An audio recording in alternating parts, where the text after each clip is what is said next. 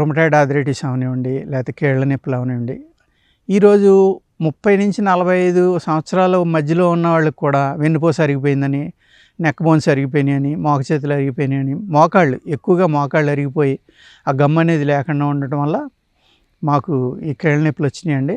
Replacement అంటున్నారు. Replacement చేయించుకుంటారు, బాగానే ఉంది.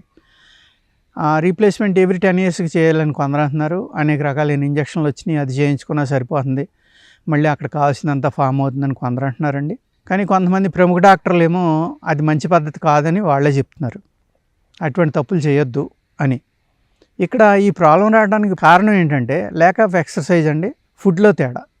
ఏదైతే మనం బలమైన ఆహారం తీసుకోవాలో, ఏదైతే ఈ జాయింట్లలో శక్తినిస్తుందో అటువంటి ఆహారాలన్నీ మానేసి మనం జంక్ ఫుడ్స్ తినడం వల్ల, అదేవిధంగా ఈరోజు మనం తినే రైస్లో కానీ కూరల్లో కానీ ఎటువంటి మనకి శరీరానికి కావాల్సినవి అన్నీ అందట్లేదండి.